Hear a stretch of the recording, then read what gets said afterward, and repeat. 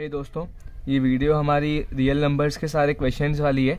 तो इसमें मैंने EDL मतलब यूक्लिड्स डिवीजन लेमा को तो इंक्लूड नहीं किया है, पर यूक्लिड्स डिवीजन एल्गोरिथम पर बेस्ड जितने भी क्वेश्चंस हैं ना, उनको उसमें डाला है। क्या सिलेबस में कहीं भी नहीं दिया है कि EDA नहीं आ रहा है, और अगर उस समय आ गया तो फिर अटक जाएंगे, कुछ कर नहीं पाएंगे। तो इतना डिफिकल्ट नहीं है, पुराने वाले डिविडेंड थ्योरम पे ही बेस्ड है, जिसको आप इजीली समझ सकते हो, कर सकते हो। तो शुरू करते हैं। अगर आपको कॉन्सेप्ट समझने हैं इसके पूरे, तो उसकी वीडियो ऊपर आई बटन पे क्लिक करना, वहाँ पे आ जाएगी नीचे रेफरेंस में, और उसको आप देख सकते हो। ये अभी सारी क्वेश्चंस वाली वीडियो है, चैप्टर्स डिवाइडेड किए हुए हैं। आपको जो क्वेश्चन पढ़ना हो सीधा वहीं पर जाके आप पढ़ सकते हो। और हाँ, अच्छे से अगर पढ़ना है, समझना है सही में, तो सामने बुक और हाथ में कॉपी और पेन लेकर बैठना, वरना वीडियो देखना नहीं देखना एक बराबर है। क्या ये मैथ्स है, इसको करके ही देखना पड़ता है, भले आप कितना भी समझ लो अच्छे तरीके से। और एक चीज़, मतलब जो क्वेश्चन कर रहे हो, सामने देख रहे हो सॉल्यूशन उसका, उसके पहले उस क्वेश्चन को अच्छे से पढ़ो, समझो क्वेश्चन में लिखा क्या है, क्वेश्चन कह क्या रहा है निकालने के लिए, तभी आपको समझ में आएगा कि हम कर क्या रहे हैं। यूं ही देख लोगे ना क्वेश्चन कैसे हुआ, तो भी समझ में नहीं आएगा कि क्या हुआ। सबसे पहले होता है क्वेश्चन रीड करो। मैथ्स में अगर आपको सारे क्वेश्चन अच्छे से करने हैं, कभी भी आगे अगर मैथ्स लोगे तब भी बता रहा हूँ, तो सबसे ज़रूरी काम है कि आप क्वेश्चन को रीड करना अच्छे से सीखो। उस क्वेश्चन में क्या क्या दिया है, क्या क्या हमें निकालना है, उन चीज़ों को समझना जब तक नहीं सीखोगे तब तक सारे क्वेश्चंस आपके लिए नए होंगे, और अगर सीख गए तो सारे क्वेश्चन सेम टू सेम हो जाएंगे। फंडामेंटल थ्योरम ऑफ अरिथमेटिक, ये अपनी डिस्कस्ड है पूरी कॉन्सेप्ट्स वाली वीडियो में, उसको आप रेफ़र कर लेना, मैं नीचे इंक्लूड कर दूंगा प्लेलिस्ट में, डिस्क्रिप्शन में। और इसके क्वेश्चन चालू करते हैं। अच्छा एग्जाम्पल है, एग्जाम्पल नंबर 5। ये क्या बेस्ड है अपना उसके ऊपर, जो मैंने सेकंड स्टेटमेंट लिखवाया था ना कि prime factorisation of every number is unique. इसमें क्या लिखा है, कंसिडर द नंबर 4 की पावर n। एक नंबर है जिसमें 4 की पावर n है, जहां पर n जो है ना वो नेचुरल नंबर दिया है, कोई भी नंबर 1 से लेकर इन्फिनिटी तक। हमें चेक करना है कि ये नंबर जो है, जो 4n है, क्या वो 0 से कभी एंड कर सकता है। एग्जाम्पल के लिए कैसे होगा देखो, 4n दिया हुआ है, मतलब देखो अगर मैंने n को 1 लिया तो मेरे को मिलेगा 4, फिर मैंने n को 2 लिया मुझे मिलेगा 16, फिर ऐसे मैंने n को 3 लिया तो मुझे मिलेगा 64। ऐसे वो कह रहा है कि 4n है, क्या n की ऐसी कोई भी वैल्यू है जिसपे जो हमारा आंसर आ रहा है, जो ये 4, 16, 64 आए, वो कभी ऐसा कोई नंबर आ सकता है कि जो 0 से एंड करे, मतलब कुछ भी हो आगे और 0 से एंड करे। क्वेश्चन हमको ये पूछ रहा है। तो देखो इसकी एक ये चीज सीख लो पहले, कि अगर ऐसा कभी होना होता है कि कोई नंबर जो है वो आखिर में उसके 0 आए, तो उसके प्राइम फैक्टराइजेशन में, मतलब उसके फैक्टर्स में हमें 2 या फिर 5 मिलने चाहिए, नहीं 2 and 5 मिलना चाहिए, 2 भी मिलना चाहिए और 5 भी मिलना चाहिए। अगर दोनों मिल जाते हैं तो ही वो 0 से एंड करेगा, सीधी सी बात है। अगर मैंने समझो कोई नंबर ले लिया a, ठीक है, दिख रहा हो, एक मिनट को, समझो मैंने कोई नंबर ले लिया a जिसमें 2 और 5 उसके फैक्टर्स हैं, और समझो कुछ भी है, x भी है, y भी है, सब कुछ है, ठीक है। तो अब ये जो a होगा, एक सोचने वाली बात है, 5 से क्या होता है, 10 होता है। तो अब हम जो x और y जो भी मल्टीप्लाई करने पे आया, इसके आखिर में क्या लगेगा, 0। ये कुछ भी होंगे जो आगे स्टैंड करेंगे, और 0 तो हमेशा आखिरी में ही आता है, तो 0 लास्ट में आ जाएगा ना। मतलब किसी भी नंबर को अगर हम चाहते हैं कि वो 0 से एंड करे, कोई भी नंबर हो, हम चाहते हैं कि वो 0 से एंड करे, तो उसके लिए हमें उसके प्राइम फैक्टर्स में क्या होना चाहिए, प्राइम फैक्टर्स में मिलना चाहिए 2 and 5। 2 भी होना चाहिए और 5 भी होना चाहिए। अगर दोनों में से एक भी मिसिंग है, मतलब कि ये नंबर 0 से एंड नहीं हो सकता, ठीक है। तो ये क्वेश्चन कैसा है, अब देखो सीधी सी बात है कि जो 4 की पावर n है, ले सकते हैं अपन 2 into 2 उसकी पावर n। अब यहाँ पे 2 तो मिल गया हमको, 4 के थ्रू 2 तो मिल गया, मतलब कि पर 5 नहीं मिला। इसका मतलब ये है कि 0 से एंड नहीं कर सकता। पर इसको लिखना कैसे, मालूम तो हमें होता है, पर इसको लिखने आना चाहिए। By fundamental theorem of arithmetic पूरा लिखना है, 4 की power n equals to 2 into 2 की पावर n, ठीक है। इसको मैंने फर्स्ट नाम दे दिया। अब आगे लिखा है if 4n were to end with digit 0। अगर हम चाहते हैं कि 4n जो है वो नंबर 0 से एंड करे, then it should have 5 as its prime factor. तो उसके प्राइम फैक्टर्स में 5 होना चाहिए। बट बाय फर्स्ट, हम फर्स्ट के थ्रू देख रहे हैं कि 5 is not a prime factor of 4n, कि 5 जो है वो 4n का प्राइम फैक्टर नहीं है। And by fundamental theorem of arithmetic, पूरा लिखना, prime factorisation of every number is unique, कि हर किसी नंबर का प्राइम फैक्टराइजेशन अपने आप में एक यूनिक है। हम इसका मतलब कुछ भी अपने आप से इसको मॉडिफाई नहीं कर सकते। देखो अगर ऐसी पॉसिबिलिटी होती कि हाँ यार 5 हो भी सकता है नहीं भी हो सकता, तो हम इसमें लिखते यार पता नहीं, हम एग्जैक्ट श्योर नहीं है कि ये 0 से एंड कर सकता है कि नहीं कर सकता। पर क्योंकि हम ये चीज जानते हैं कि जो प्राइम फैक्टर्स होते हैं, जो उसका प्राइम फैक्टराइजेशन होता है वो यूनिक है, इसको कोई चेंज नहीं कर सकता, ये जो है सो है और ये हमेशा ऐसे ही रहेंगे। तो इसका मतलब कि यहाँ पर कभी 5 आ ही नहीं सकता। अगर अभी नहीं है तो फिर मतलब आगे आ भी नहीं सकता ना, तो फिर नंबर तो बदल जाएगा ये वाला, कि 4n का जो प्राइम फैक्टराइजेशन है उसमें 5 नहीं आ सकता। वही हमने लिखा है कि by first 5 is not a prime factor of 4n and by fundamental theorem of arithmetic. ये स्टेटमेंट बहुत इंपॉर्टेंट है हमारी बात को प्रूव करने के लिए कि prime factorisation of every number is unique, हर नंबर का प्राइम फैक्टराइजेशन यूनिक होता है। So there is no natural number n, ऐसा कोई नेचुरल नंबर n नहीं है for which 4n ends with 0, जिसके लिए हमारा ये 4n जो है वो 0 से एंड करे। अब देखो बुक में दिया है एग्जाम्पल नंबर 6 पेज नंबर 10 पे, ठीक है।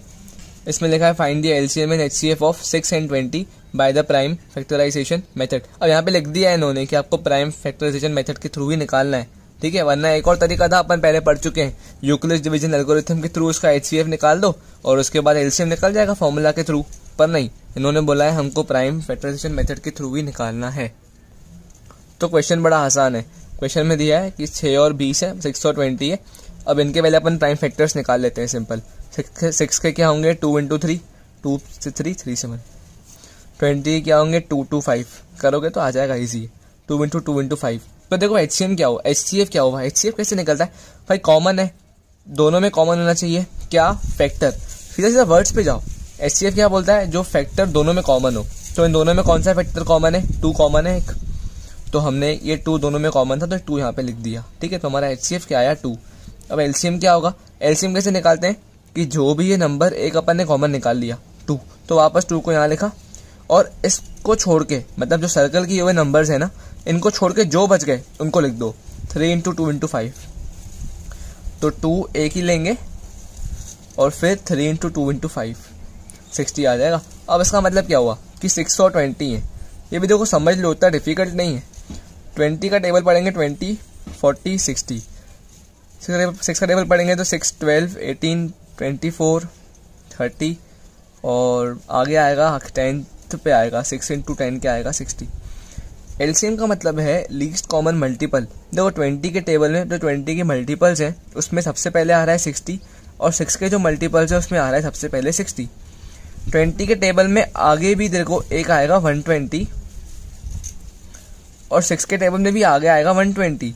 अब क्वेश्चन के हिसाब से कॉमन मल्टीपल्स निकाले ना, देखो कॉमन मल्टीपल्स, तो 60 भी कॉमन मल्टीपल है इन दोनों का, 120 भी कॉमन मल्टीपल है, मतलब 60 भी इन दोनों के टेबल्स में आता है और 120 भी इन दोनों के टेबल में आ रहा है। पर क्वेश्चन कह रहा है एलसीएम लीस्ट, हमें लीस्ट कॉमन मल्टीपल निकालना है। तो लीस्ट मतलब छोटे में छोटा मल्टीपल कौन सा है इनका, 60, इसलिए हम 60 को लिखते हैं यहाँ पे। ये निकलता है एलसीएम। एलसीएम का मतलब बोलता है लीस्ट कॉमन मल्टीपल, वो मल्टीपल जो दोनों में कॉमन हो और छोटे में छोटा हो। एचसीएफ का मतलब बोलता है वो फैक्टर जो दोनों में कॉमन हो और बड़े में बड़ा हो, ठीक है। यहाँ पर तो खैर एक ही फैक्टर है, आगे 2-3 फैक्टर्स भी निकलते तब मालूम पड़ेगा कि ये हाईएस्ट क्यों लेते हैं यहाँ पे, ठीक है। तो एचसीएफ क्या आया 2 और एलसीएम क्या आया 60। एग्जाम्पल नंबर 7, ये अपना वही प्राइम फैक्टराइजेशन वाले मेथड पे बेस्ड है। इसमें वो एलसीएम एचसीएफ वाला फॉर्मूला लगेगा, ठीक है। कॉन्सेप्ट फिर कह रहा हूँ कि डिस्कस्ड है सारे अपने पुराने वाले वीडियो में, मैं इसको इंक्लूड कर दे रहा हूँ नीचे डिस्क्रिप्शन में। एग्जाम्पल नंबर 7, हमें एचसीएफ निकालना है। देखो क्वेश्चन में दिया है कि एचसीएफ है 96 और 404 का, हमें निकालना है मतलब पहले प्राइम फैक्टराइजेशन मेथड के थ्रू और फिर हमको एलसीएम निकालना है, ठीक है। 2 चीज़ें दी हुई हैं। तो एचसीएफ कैसे निकलेगा, पहले हम 96 के सारे प्राइम फैक्टर्स निकाल लेंगे। कैसे निकालते हैं, 96 को यहाँ पे लिखा, ये अपन सीखा हुआ है पहले, फिर 2 से डिवाइड करेंगे पहले इसको 48, 2 से करेंगे 24, 2 से करेंगे 12, 2 से 6, 2 से 3, सारे के सारे प्राइम फैक्टर्स ही लेते हैं। कोई 4 से मत कर देना, 4 कोई प्राइम नंबर नहीं है। प्राइम फैक्टराइजेशन में खाली प्राइम नंबर से ही डिवाइड करते हैं। अब तुम बोले यार 12 सीधा 12 से हो रहा है, ऐसे नहीं होगा। हमें सिर्फ और सिर्फ प्राइम नंबर्स देने हैं। प्राइम नंबर्स मतलब वो सब नंबर्स जो कि सिर्फ खुद से और 1 से डिविजिबल होते हैं, ठीक है। तो फिर भी एक बार देखना वो वाली वीडियो में, सब समझाया हुआ है अच्छे से क्या है क्या नहीं। तो 96 के पहले प्राइम फैक्टराइजेशन किया, 2 2 2 2 3, मतलब 2 5 बार है। फिर 404 का किया तो यहाँ पे 2 2 बार है, एक बार 7 आया, एक बार 13 आया, ठीक है। अभी क्या HCF कैसे निकालते हैं, इसमें HCF का मतलब होता है कॉमन फैक्टर, कि जो फैक्टर कॉमन है इन दोनों में, और उसमें भी हाईएस्ट निकालना है। देखो अब 96 में और 404 में एक 2 कॉमन आ गया, ठीक है, ये इनके फैक्टर्स लिखे हुए हैं और 2 इसमें कॉमन है। एक और 2 कॉमन आ गया, ठीक है, और कुछ कॉमन देखो आ रहा है क्या, 7 13 कहीं भी नहीं है। तो हमारे पास कॉमन क्या क्या है, एक बार 2 आया, फिर एक बार 2 आया, तो HCF क्या हो गया 4। देखो 96 में और 404 में 2 भी कॉमन है। सिर्फ मैं कहूँ यार कॉमन फैक्टर निकालना, तो 2 एक कॉमन फैक्टर है इन दोनों का, पर क्वेश्चन कह रहा है हाईएस्ट कॉमन फैक्टर, ज़्यादा से ज़्यादा मैक्सिमम कॉमन फैक्टर हमको निकालना है। तो एक 1 भी कॉमन फैक्टर है इनके बीच में, 2 भी कॉमन फैक्टर है, 4 भी कॉमन फैक्टर है। फैक्टर मतलब हर वो नंबर जो कि डिवाइड करता है इन नंबर्स को, ठीक है, जो किसी नंबर को डिवाइड कर सकता है उसे हम फैक्टर कहते हैं। 12 का फैक्टर मैं कहूँगा तो 12 का फैक्टर हो जाएगा, एक तो 2 12 से 6 आता है, 3 हो जाएगा, 4 हो जाएगा, 6 हो जाएगा, 12 खुद होगा, एक तो 1 ही होगा, 12/1 12 होता है ना।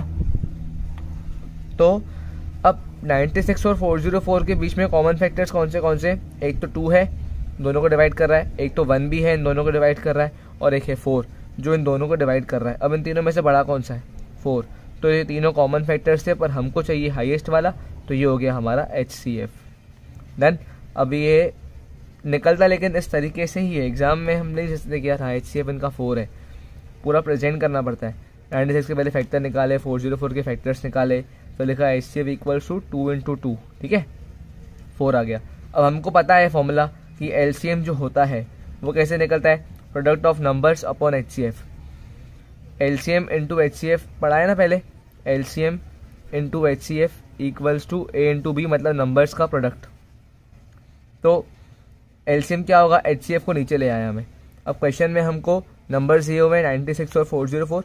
देखो क्वेश्चन में ये लिखा था कि पहले हमको HCF निकालना है प्राइम फैक्टराइजेशन मेथड के थ्रू लिखा था, फिर वो निकालने के बाद हमको LCM निकालना है। हम चाहें तो सीधा यहाँ से भी LCM निकाल सकते हैं, पर क्वेश्चन की डिमांड नहीं है।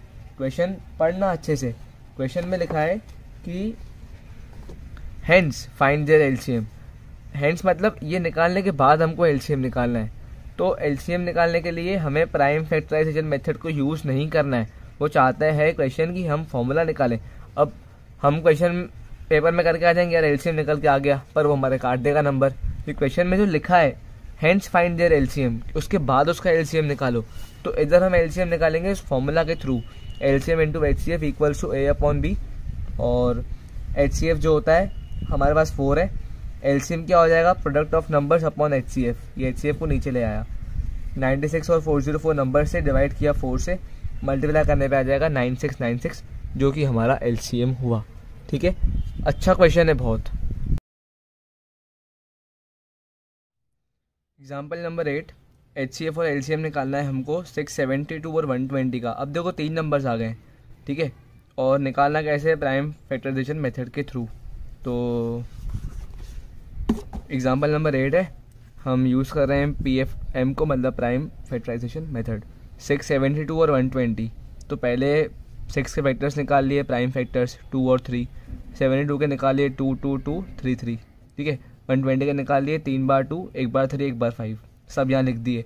अब इन सब में कॉमन कौन सा है, 2 कॉमन है, ठीक है, और कुछ भी कॉमन नहीं है, तीनों में होना चाहिए। तीनों का HCF निकालना है ना।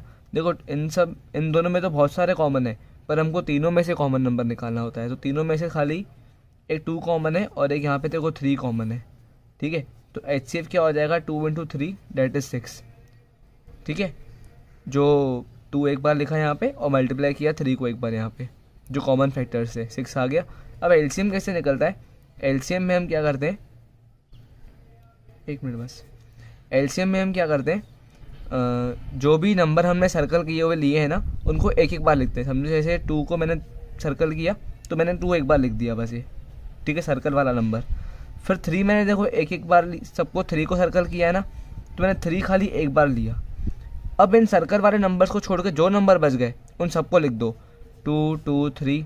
तो देखो 2 2 3, फिर 2 2 5, 2 2 और ये 5, ठीक है। हाँ देखो जो नंबर अपन ने सर्कल कर लिए उनको सिर्फ एक बार, ये सर्कल वाले नंबर मैंने एक बार लिख दिए, और जो बाकी नंबर बच गए मतलब टिक वाले, उन सबको वैसा का वैसा ही लिखना है। तो 2 बार 2 और 3, तो 2 बार 2 और 3, फिर 2 बार 2 और 5, तो 2 बार 2 और 5, ठीक है। अब इन सबको जब, ये मैंने गलत लिख दिए थे, अब इन सबको जब मल्टीप्लाई करेंगे तो एलसीएम आएगा अपना 360, जो कि आंसर है। देखो एक्सरसाइज 1.2 क्वेश्चन नंबर 1, हमें एक्सप्रेस करना है हर नंबर को as a product of its prime factors. इन सबको प्राइम फैक्टर्स का प्रोडक्ट हमें, मतलब कि इन सबका प्राइम फैक्टराइजेशन करके दिखाना है। तो फर्स्ट नंबर क्या है 140। 140 को अपन ने प्राइम फैक्टर्स निकाले 2 2। देखो प्राइम फैक्टर कैसे निकालते हैं, शुरुआत करते हैं 2 से। सबसे पहले 2 आता है ना, 1 होता है ना जो, वो यूनिक नंबर होता है। बहुत लोग को होता है डाउट कि यार 1 भी एक प्राइम नंबर है। 1 एक यूनिक नंबर है जिसको सिर्फ और सिर्फ 1 ही डिवाइड कर सकता है, उसका सिर्फ और सिर्फ एक ही फैक्टर है जो कि है 1 इटसेल्फ। समझ में आया। तो सबसे छोटा प्राइम फैक्टर होता है 2। शुरू करते हैं 2 से। देखो 2 से हो रहा है पहले, फिर 2 से हुआ, अब होता है 3। देखो 3 से हो रहा है क्या, अगर 3 से नहीं जा रहा है तो फिर हम सोचते हैं इसके बाद 5, फिर 5 से करते हैं, 5 से नहीं हुआ तो फिर 7 से करते हैं, 7 से नहीं हुआ फिर 9 से करते हैं। ऐसे करते जाओ करते जाओ करते जाओ, आपका आंसर जनरली आ जाएगा। कुछ कुछ क्वेश्चन होते हैं जिनके बहुत इजी नहीं होते हैं प्राइम फैक्टर्स, आगे मालूम पड़ेगा। देखो अब क्वेश्चन नंबर 1 था, इसका पार्ट 1 140, 2 से 70 किया, 235, 5 7 7 1, ठीक है। इसको लिखा कैसे, 140 इक्वल्स टू लिखा है ना कि express as a product of its prime factors, product के फॉर्म में एक्सप्रेस करना है। तो 140 इक्वल्स टू 2, देखो 2 2 बार थे तो 2 की पावर 2, डॉट मतलब बोलता है मल्टीप्लिकेशन। फिर 5 एक बार था 5, फिर डॉट लगाया, फिर 7 एक बार था। फिर सेकंड नंबर है 156, तो 156 को अपन ने किया ऐसे ही, 2 से किया पहले 78, 2 से किया 39, 3 से किया। अब 2 से देखो नहीं हो रहा था, ये नंबर 2 से नहीं होता तो 3 से किया। फिर देखो 13 आया, 13 खुद एक प्राइम नंबर है तो फिर 13 सीधा कर लिया। अब कैसे लिखेंगे 156 को, 2 2 बार, ठीक है, 3 एक बार, 13 एक बार, डॉट मतलब मल्टीप्लिकेशन। थर्ड नंबर 3 है 2 5, 3 से हुआ पहले, फिर 3 से हुआ, फिर 5 से हुआ, फिर 5 से हुआ, फिर 17 खुद ही आ गया, ठीक है। तो 3 है 2 5 को लिखा, 3 2 बार तो 3 का स्क्वायर, 5 2 बार तो 5 का स्क्वायर, 17 एक बार तो 17 सिर्फ।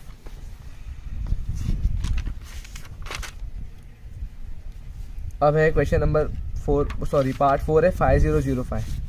तो 5005 कैसे होगा, देखो पहले 5 से किया। देखो अभी क्वेश्चन अच्छा है, बहुत समझ में नहीं आता कैसे होगा कि यार चलो ठीक है 5 दिख रहा है, हो गया।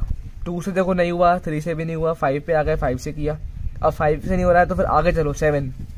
बहुत लोग सोचते हैं यार ये 1001 किससे होगा, फिर तुक्के लगाएंगे नहीं होगा, फिर आखिर में छोड़ देंगे यार क्वेश्चन हुआ ही नहीं। अरे हिट एंड ट्रायल तो करो। 5 से नहीं हो रहा है ना, उसके बाद क्या आता है 7, देखो 7 से हो रहा है। फिर क्या आता है 9, देखो 9 से नहीं हो रहा है ये। फिर आता है 11, देखो 11 से हो गया, 11 से करने पर 13 अपने आप ही आ गया। तो क्या हो गया 5005, 5.7.11.13 सब एक एक बार है। फिर है 7429, ये देखो कितना खतरनाक क्वेश्चन है। बोलेंगे यार क्वेश्चन पॉसिबल ही नहीं करना। हम क्या करते हैं 2 से किया, 3 से किया, 5 से किया, 7 से किया, नहीं होगा ही नहीं, कोशिश करनी पड़ती है। देखो 7 से भी नहीं हुआ, 9 से भी नहीं हुआ, 11 से भी नहीं, 13 से भी नहीं, आखिर हुआ 17 से। 17 के बाद फिर 19 से हुआ और फिर 23 से हुआ। तीनों नंबर आ गए 17.19.23, डन। अब वही देखो एक्सरसाइज 1.2 का क्वेश्चन नंबर 2 है। इसमें एलसीएम और एचसीएफ पहले निकालने हैं सिंपली, ठीक है। और फिर लिखा है कि हमको एलसीएम और एचसीएफ का सम जो होता है, मल्टीप्लिकेशन जो होता है, वो प्रोडक्ट ऑफ द 2 नंबर्स के इक्वल होता है, जो फॉर्मूला अपन पढ़ चुके हैं पहले। तो इसको हमें वेरीफाई करना है। ये होता तो है पर इसको वेरीफाई करना है। कैसे होगा देखो, पहले क्वेश्चन क्या है, 26 और 91 दिए हुए हैं, ठीक है। तो HCM एंड LCM और 26 एंड 91 फर्स्ट बाय PFM मतलब प्राइम फैक्टराइजेशन मेथड। इसको एग्ज़ाम में पूरा लिख के आना, डॉट डॉट लग के मत लिखना। तो अपन ने इनके पहले फैक्टर्स निकाल लेंगे, प्राइम फैक्टर्स। 26 का आ जाएगा 2 × 13, 91 का आ जाएगा 13 × 7, ठीक है, यहाँ पे लिख दिए। अब देखो HCF कैसे निकलेगा, जो इन दोनों में कॉमन है वो कि ये 13 हमारा HCF आ गया। LCM कैसे आएगा, जो कॉमन था उसको एक बार लिखा, बाकी जो बचे हुए हैं उन सबको लिख दिए। 13 को एक बार लिखा खाली, और 2 और 7 को लिख दिया बाजू में, तो ये आ गया 182। अब वेरीफाई वाला प्रोसेस, देखो ये स्टेप्स जो होती है ना काम आती है यार। कॉपी 90 के ऊपर जाती है, मतलब समझो आपकी अब स्टेप्स पर मार्क्स मिलना चालू हो गए, ठीक है। तो हमें पता होता है कि LCM और HCF का जो सम होता है ऐसे लिखना पड़ता है, we know that LCM × HCF, कि इन दोनों का प्रोडक्ट जो होता है equals to product of 2 numbers, 2 numbers के प्रोडक्ट के इक्वल होता है। तो यहाँ पर क्योंकि वेरीफाई कर रहे हैं तो बीच में लाइन खींचते हैं, एक होता है LHS, एक होता है RHS। LHS मतलब इक्वल्स टू के इस तरफ, और इक्वल्स टू के राइट मतलब RHS। तो पहले क्या था, LCM × HCF जो कि आया 13 और 182, तो यहाँ पे लिख दिया 13 × 182। और RHS में क्या आएगा, प्रोडक्ट ऑफ 2 नंबर्स, 2 नंबर्स हैं अपने 26 और 91, यहाँ पे लिख दिए। मल्टीप्लाई करने पे आएगा 2366, यहाँ पर भी 2366। LHS equals to RHS, hence verified. Part 2 है 510 एंड 92, सबके सब सेम है। बाय PFM 510 के निकाले फैक्टर्स 2, 5, 3, 17, 92 के निकाले 2, 2, 23, ठीक है। और अब इनमें निकालना है अपने को HCF, तो देखो ये 2 कॉमन है और कुछ भी कॉमन नहीं है, तो HCF क्या आ गया अपना 2। और LCM क्या होगा, जो 2 कॉमन था उसको एक बार लिया, उसके अलावा जो बच गए मतलब 5, 3, 17, 2 और 23, इन सबको लिख दिया लाइन से, 5, 2, 3, 23 और 17, जिनको मल्टीप्लाई करने पे आ जाएगा 23460। अब भाई we know that HCF × LCM equals to product of 2 numbers, LHS RHS। LHS में था HCF जो कि 2 है, LCM जो कि ये है। RHS में आ जाएंगे दोनों नंबर्स, मल्टीप्लाई करने पे आ जाएगा 46,920, हेंस वेरीफाइड। ये लिखना पड़ता है आखिरी में, हेंस वेरीफाइड। थर्ड है 336 एंड 54 बाय PFM, तो इनके फैक्टर्स निकाल लेंगे वापस से सिंपली ऐसे। देखो 21 था लास्ट में, तो मैंने लिख दिया यहाँ पे 3 × 7, अब इतना अंडरस्टूड है। 54 क्या हो जाएगा 2 और 3 बार 3, ठीक है। तो अब देखो HCF में फैक्टर्स कैसे कॉमन वाले निकालने, एक तो 2 कॉमन है, ठीक है, एक बार 2 कॉमन आ गया और एक बार 3 कॉमन आया, और कुछ भी इन दोनों में कॉमन नहीं है इनके अलावा। तो HCF क्या हो गया 2 × 3, 2 × 3 जो कि है हमारा 6। और LCM में क्या होगा, इन 2 नंबर्स को एक एक बार लिखेंगे, 2 को एक बार लिखा, 3 को एक बार लिखा, जो कि मतलब कि 6 था। और उसके बाद जो नंबर्स बचे उन सबको अपन ने वापस सेम टू सेम वैसे के वैसे लिख दिए। 3 बार 2, 1 बार 7, 2 बार 3, 3 बार 2, 1 बार 7, 2 बार 3, 3024 LCM आया। अब हमको पता है HCF और LCM का मल्टीप्लिकेशन प्रोडक्ट ऑफ 2 नंबर्स के इक्वल होता है। LHS RHS 6 × 3024, ये वैल्यू पुट करिए यहाँ से, और प्रोडक्ट ऑफ 2 नंबर्स में जो नंबर दिए 336 और 54, इनको यहाँ पुट किया, आंसर आया 18144, 18144, हेंस वेरीफाइड, ठीक है।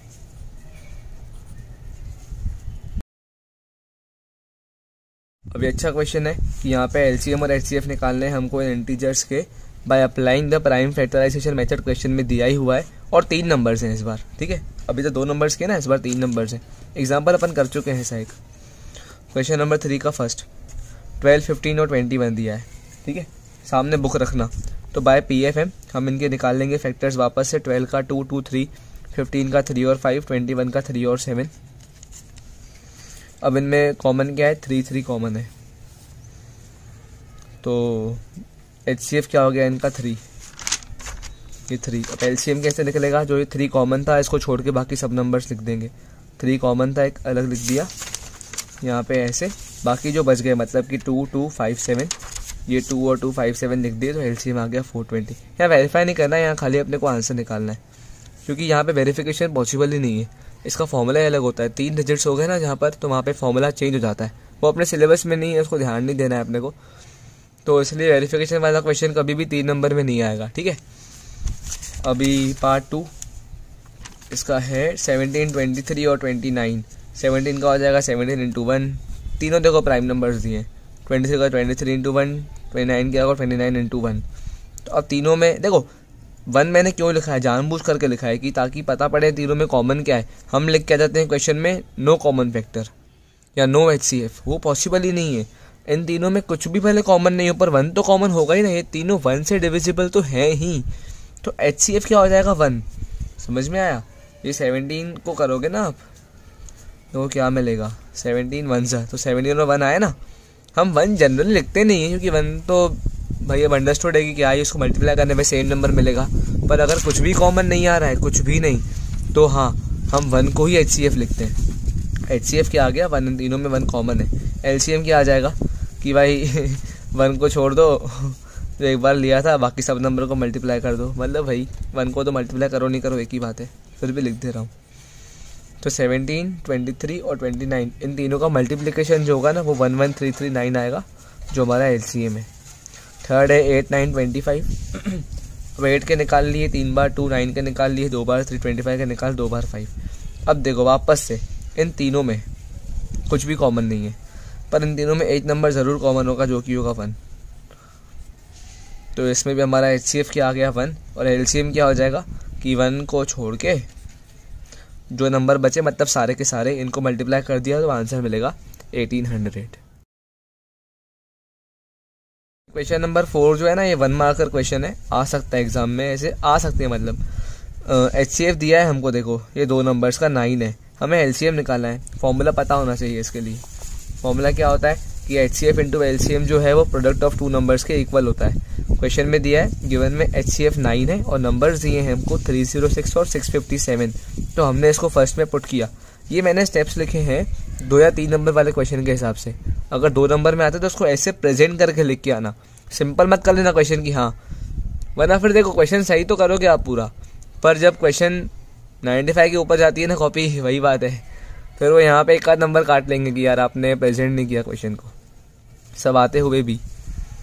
तो फर्स्ट में पुट किया, देखो LCM इंटू HCF, तो HCF क्या था 9 और LCM तो निकालना ही है, 2 नंबर्स दिए हुए हैं और LCM निकालेंगे। इसको 9 को नीचे लेके आया, सॉल्व किया तो मेरे को आंसर आ गया 22338। अब क्वेश्चन नंबर 5 बहुत अच्छा क्वेश्चन है यार ये। इसमें क्या लिखा है कि हमको 6n जो है वो एक ऐसा नंबर है जो कि डिजिट नंबर 0 से एंड नहीं कर सकता किसी भी n, मतलब ये n जो उसकी पावर है, अगर वो नेचुरल नंबर होता है तो। एग्जाम्पल नंबर 5 अच्छे से अपन ने डिस्कस किया है, मैं उसी में थोड़ा आपको करके बता रहा हूँ। क्वेश्चन ये बहुत ज़्यादा ज़रूरी है और इसका कॉन्सेप्ट है फंडामेंटल थ्योरम ऑफ अरिथमेटिक के वो 2 स्टेटमेंट्स जो हमने पहले वाले वीडियो में डिस्कस किए हैं, उसको याद से देखना। ये क्वेश्चन करने के पहले वो डिस्क्रिप्शन में है, अगर वो समझ में आई चीज़ तभी ये समझ सकते हो। मैं अज्यूम कर रहा हूँ कि आपने वो देख लिया है, ठीक है। तो फंडामेंटल थ्योरम ऑफ अरिथमेटिक के थ्रू हमें ये शो करना है कि 6n जो हमारा एक नंबर है वो 0 से एंड करता है। अब देखो समझो कोई भी नंबर है, ठीक है, मैं चाहता हूँ वो 0 से एंड करे, तो उसके लिए जो उसके प्राइम फैक्टर्स निकलने चाहिए ना, उसमें मेरे को 2 या फिर 5 मिलना चाहिए। नहीं, 2 और 5 दोनों मिलने चाहिए, क्योंकि अगर हम 2 और 5 को मल्टीप्लाई करते हैं हमको मिलता है 10, और 10 अगर किसी भी नंबर से मल्टीप्लाई होगा तो उस नंबर के लास्ट डिजिट पे हमेशा हमको 0 मिलेगा। ये तो हम जानते ही है ना कि अगर जिस भी नंबर में 10 अगर मल्टीप्लाई कर रहे हैं, समझो 6 है, 10 से मल्टीप्लाई किया तो वो 6 और 0 ही हो गया ना। समझ में आया? मतलब कि जो भी हम नंबर देख रहे हैं, समझो ये मैं चाह रहा हूँ a नंबर जो है इसकी पावर n है, मैं n की कोई वैल्यू पुट करूँ कि ये समझो 2 पुट करी, मैं चाहता हूँ कि ये 0 से एंड करे, मतलब इसका लास्ट नंबर 0 हो। ये तभी पॉसिबल है जब इसके प्राइम फैक्टर्स में हमको 2 और 5 दोनों मिलेंगे, क्योंकि 2 और 5 मिला के 10 बनता है और 10 ही 0 बन के आखिरी में आएगा। तो हमें क्वेश्चन में यही दिखाना है बस कि ये जो 6n है इसके प्राइम फैक्टर्स किस फॉर्मेट में होंगे। देखो अगर मैंने 6 के किया मुझे मिलेगा 2 × 3, ठीक है। मैंने अगर 6 स्क्वायर लिया मुझे क्या मिलेगा, देखो 6 स्क्वायर 36 होता है, 36 होता है, ठीक है। तो ये हो जाएगा 36 का, देखो करोगे जब आप फैक्टराइजेशन क्या मिलेगा, 2 और 18, 2 और 9, फिर 3 और 3, 3 और 1, आपको मिलेगा 2 2 बार और मिलेगा 3 2 बार, ठीक है। अब आप 6 का क्यूब करोगे ना, फैक्टर्स निकालोगे, आपको मिलेंगे 2 3 बार और 3 मिलेंगे 3 बार। हमने इसको उसमें पढ़ा है सर्ट्स और एंडाइसिस में कि कोई भी नंबर है उसकी अगर n पावर है तो वो इस फॉर्मेट में लिखा जा सकता है 2 इंटू 3। इस नंबर के फैक्टर्स निकाल लो। 6 के फैक्टर्स क्या होंगे 2 इंटू 3 और होल ब्रैकेट हो गया n।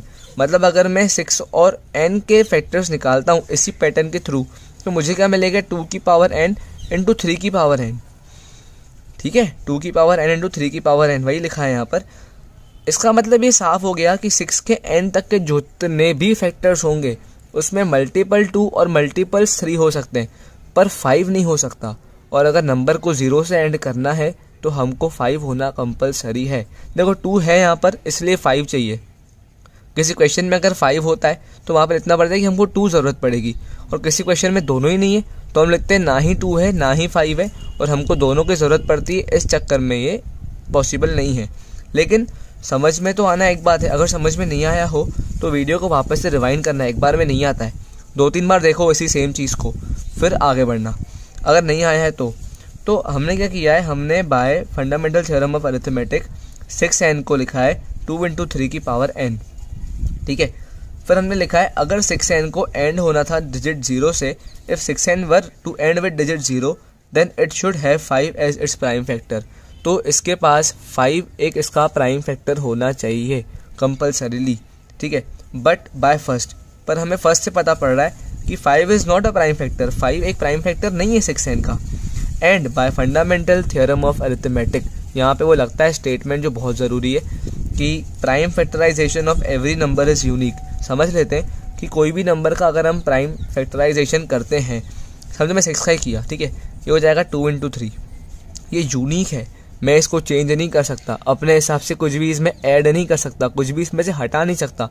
मैं कहूँ नहीं यार मैं यहाँ पे 5 लिख दूँ, पॉसिबल ही नहीं है ये, तो फिर नंबर ही बदल गया, ये हो जाएगा 15 30 नंबर हो गया ये। देखो 0 से एंड कर रहा है ना, 5 आ गया तो। पर ये हमारा क्वेश्चन में ये जाहिर है कि भाई कोई भी नंबर होगा तो उसका जो प्राइम फैक्टराइजेशन होगा, उसके जो प्राइम फैक्टर्स होंगे वो उसके यूनिक होंगे। वो फैक्टर्स और किसी नंबर के नहीं हो सकते, ना ही हम इसमें कुछ चेंजेस कर सकते हैं और ना ही अपने हिसाब से इसको बढ़ा घटा सकते हैं। ये यूनिक है, मतलब सेट है, इसके साथ कुछ भी नहीं किया जा सकता। अगर इसके साथ कुछ भी नहीं किया जा सकता और इसके फैक्टर्स में 5 नहीं है, इसका मतलब कि साफ है कि ये नंबर हम चाहे कितने भी इसकी पावर लगा लें, एन ऊपर जो लिखा है, कितने भी नेचुरल नंबर्स ले आए, कभी भी ये 0 से एंड नहीं करेगा, क्योंकि कभी भी इसमें 5 एज अ फैक्टर नहीं आ सकता। अगर 5 फैक्टर आ गया मतलब कि नंबर ही बदल गया। समझ में आया? बाय लिखा ना है, by fundamental theorem of arithmetic prime factorisation of every number is unique. ये स्टेटमेंट बहुत काम का है और इस पूरे क्वेश्चन के आंसर की जान है। ठीक है, so there is no natural number n for which 6n ends with 0। समझ में तो फिर भी आ गया होगा आपको अच्छे से, पर बात यह है कि एग्जाम में नहीं पता पड़ता हम इसको लिखें कैसे। तो इसको 6-7 बार क्वेश्चन को करो, लिखो, नहीं हो रहा है, समझ में आ रहा है, वापस से वीडियो को देखो। और अगर एट दी एंड इसको आप मेमोराइज नहीं कर पा रहे हो यार कि हाँ मैं अपने हिसाब से स्टेप्स नहीं बना सकता, तो इसको याद कर लो। सबसे बेस्ट बता रहा हूँ, क्या 2-3 लाइन ही है, इसको याद कर लोगे तो आपको परेशानी नहीं है। बस ये चीज़ ध्यान रखना, अगर यहाँ पे समझो 5 आता और 2 नहीं होता तो यहाँ पे 2 हो जाएगा। यहाँ पे have 2 as its prime factor. समझ में आ रहा है? 2 is not a prime factor. अगर समझो यहाँ पर दोनों ही नहीं है तो यहाँ पे 2 and 5, क्योंकि हमको दोनों की ज़रूरत है। यहाँ पर भी 2 and 5 आर। समझ में आ रहा है? अगर क्वेश्चन चेंज कर दोगे ना, समझो क्वेश्चन आ गया 5n, तो 5n के क्या हो जाएंगे, 5 into 1 की पावर n। अब यहाँ पर 2 नहीं है ना, हमको दोनों चाहिए पर यहाँ पर 2 नहीं है, तो अब हर जगह पे 2 हो जाएगा। जहाँ 5 लिखा है ना वहाँ लिखेंगे 2, जहाँ 5 लिखा है वहाँ लिखेंगे 2। वही समझो क्वेश्चन अगर 3 आ गया, 3 की पावर n। अब देखो 3 into 1 की पावर n में ना ही 2 है ना ही 5 है, तो इस क्वेश्चन में दोनों हो जाएगा 2 and 5 as its prime factor. By first 2 and 5 are not a prime factor of 3n, and by FTA prime factorization of every number is unique, so there is no natural number n for which 3n ends with 0। Multiple questions बन सकते हैं, बस थोड़ा समझदारी से आप जो ये ब्लैंक्स है ना इनको फिल कर सकते हो। और इजी क्वेश्चन है, पर हाँ ये आ सकता है 2-3 नंबर में, क्योंकि इसमें क्या थोड़ा अलग क्वेश्चन है। सिंपल तो आते रहते हैं यार, प्रूफ करो रैशनल नंबर वगैरह, पर ये एक अच्छा क्वेश्चन है आने के लिए।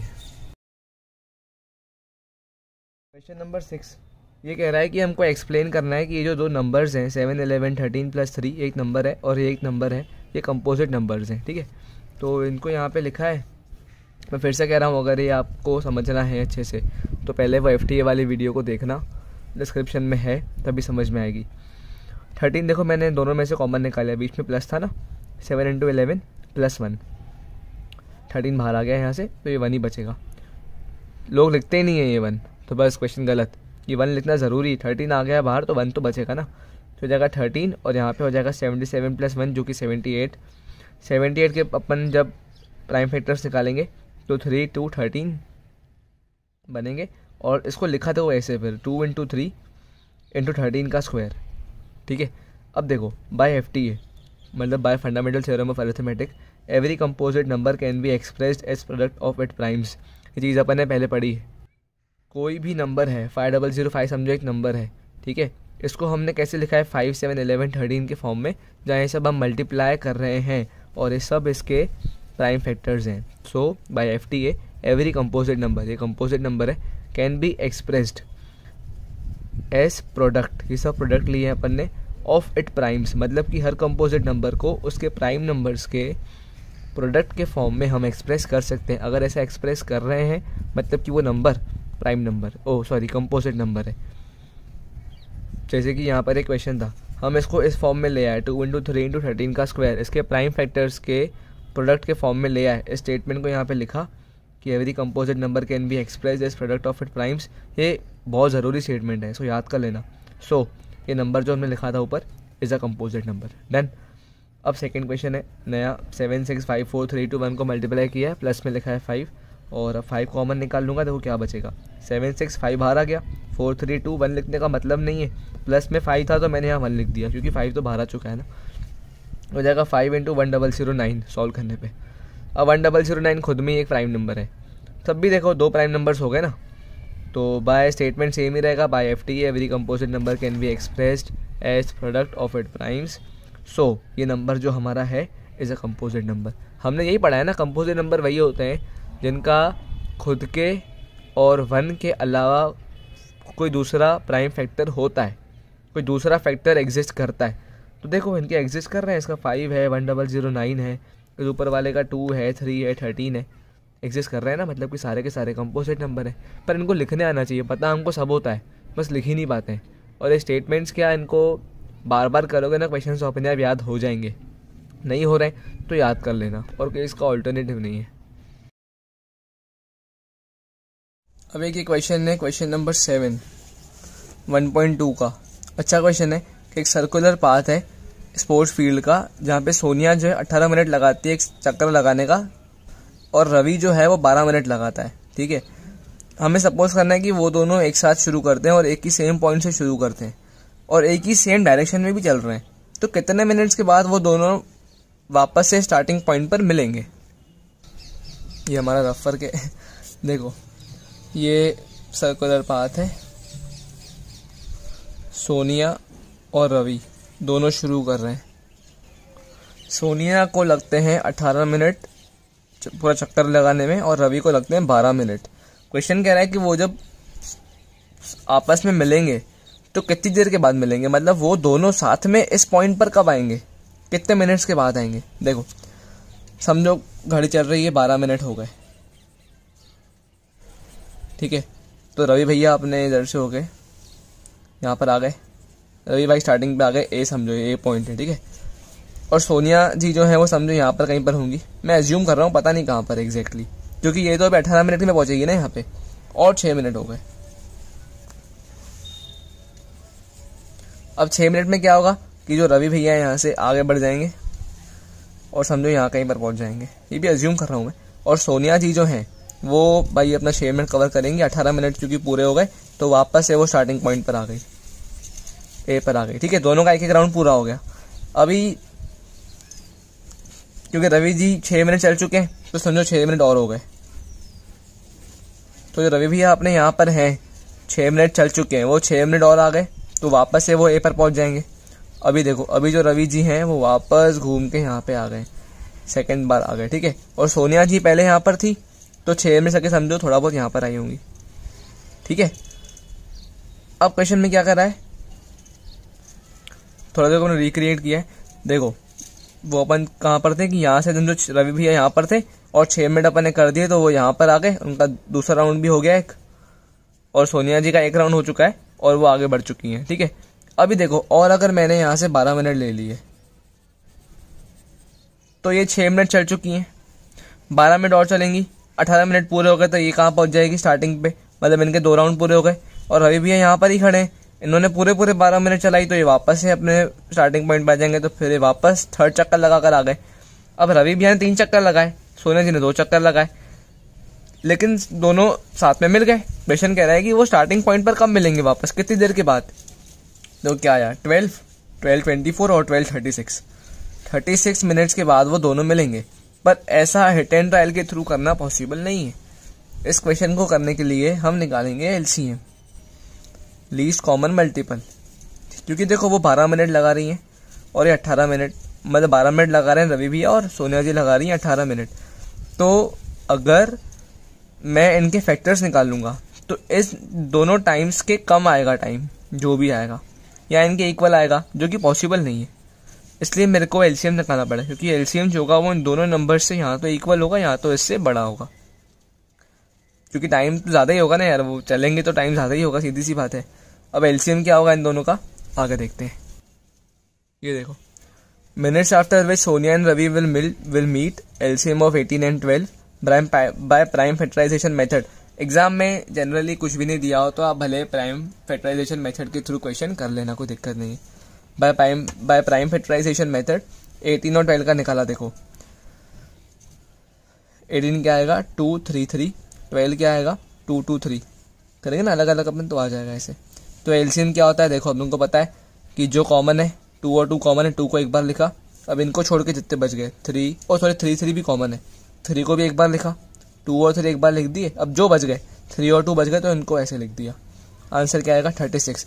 या हम जनरली कैसे करते हैं, 18 और 12 को लिखा, फिर निकालो प्राइम फैक्टर्स, 2 9 6 3 3 2 3 1, और क्योंकि ये होगा ही नहीं तो यहाँ पे वापस सिंपल 2 का 2, फिर 2 क्योंकि 2 बच गया तो 1 और 1, जैसे 1 1 आ गया तो जितने भी फैक्टर्स बने ये सब हमारे क्या है एलसीएम, इन सबको मल्टीप्लाई करो एलसीएम आ जाएगा। देखो 2332 2332, दोनों चीज़ें सेम है। एग्जाम में मैं बोलूँगा कि पीएफएम से करके आया करो, क्या वो अपने सिलेबस में भी है और इसको करने में क्या सही रहेगा, इतनी सी बात है बस। So after 36 minutes they will meet together, complete. Thank you. अगर आपको वीडियो पसंद आ रही है तो प्लीज़ यार लाइक, सब्सक्राइब और शेयर ज़रूर करना।